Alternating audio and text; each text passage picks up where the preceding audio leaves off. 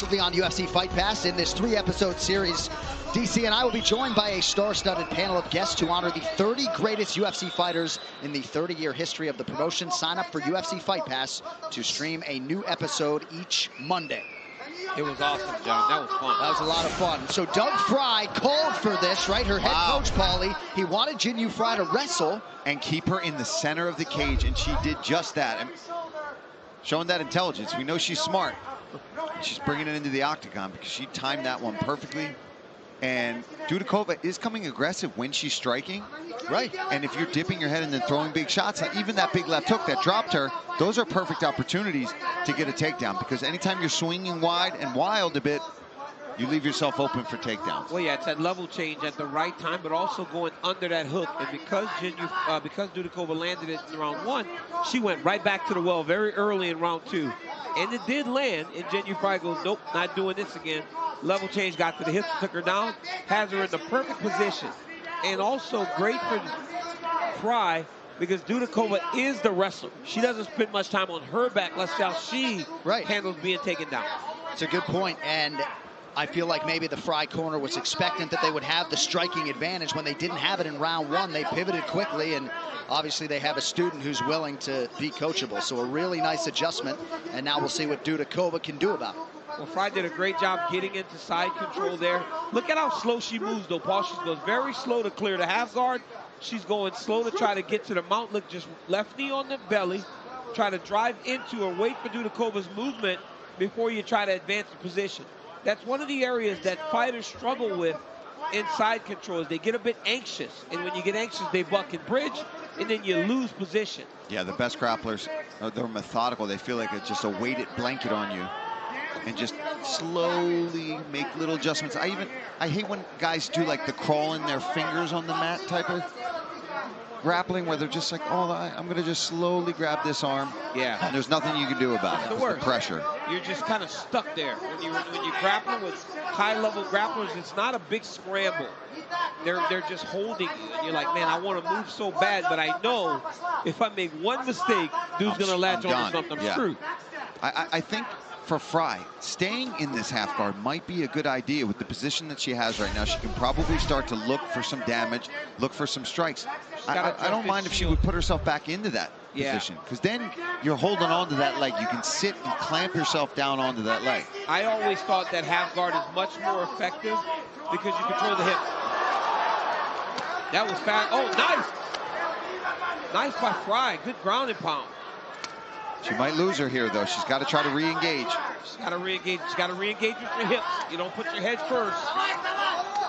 Nice. Good work there from Frey to land a shot to keep Dudakova down.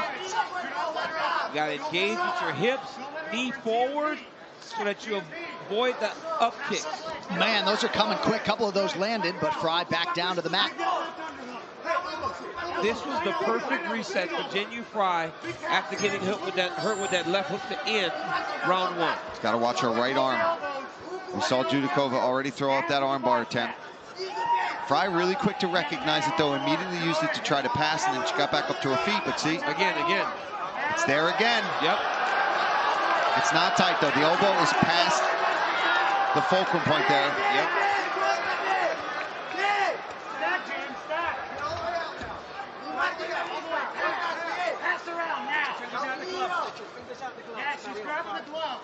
Warning there from the referee for having the fingers inside the glove. 1 minute now to go round 2. And Dudakova kicked her in the face from her back 3 times. And then, yeah, and her leg was down, yeah? Yeah, she was on her knees. Dudakova kicked her in the face 3 times.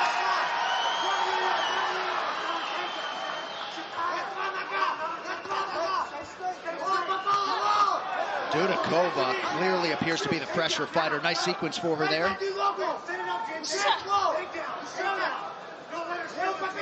The Frey corner calling for another takedown here late in the round. They're saying don't let her steal this round, but I don't know what Dudakova can do to win this round unless she just drops it.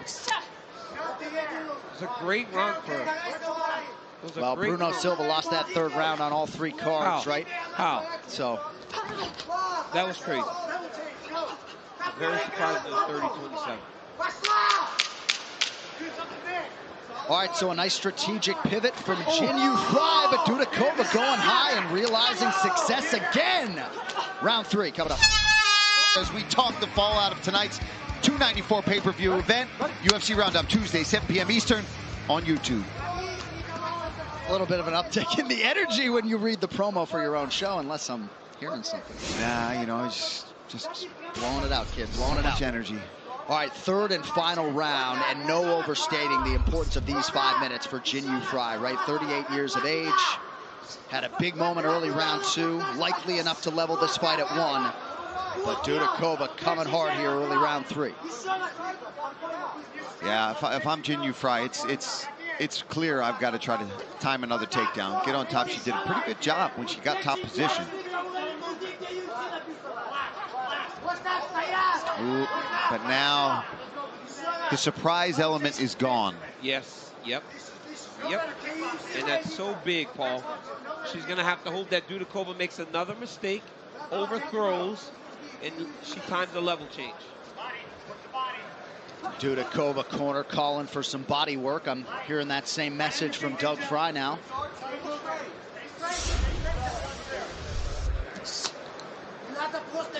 Striking numbers favor Dudakova.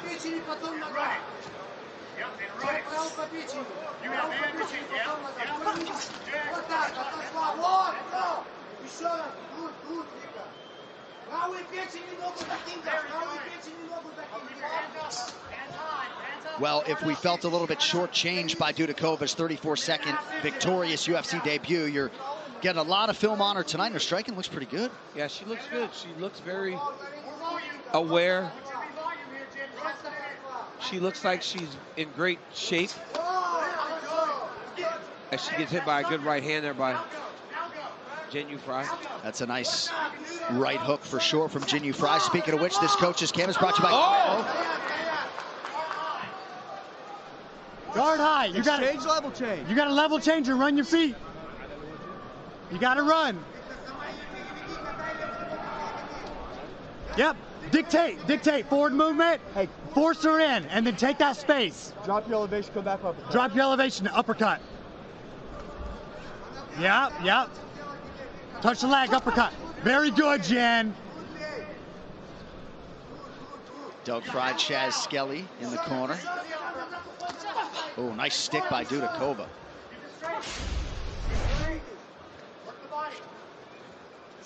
I like what Jinh Frey's corner was calling for. That they wanted a level change, use the uppercut and run her feet if she's going to try to get these takedowns. She's got to commit if she's going to try to get in there and get Dudakova back to the ground. You've got to try to start a striking exchange, forcing Dudakova to answer back. Once she answers, that's when you go in level change. They're not starting exchanges. They're kind of pot shotting and just popping at each other. Yep. And Jinh Frey's fighting at a range that's not her range to win this fight, right? It's not to her advantage to be here. All the way. She's got to be all the way in, yes, as the shorter fighter.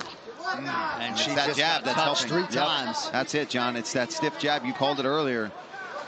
And it's hard to get past that, right? It's easy for us on the outside here to be like, oh, we got a level change, you got to get in. When you're in there and you're getting stuck with that jab, right. You're like, yeah, I don't want to go in there. Yeah. All right, 90 seconds with which to work. Body shot is there for Dudakova.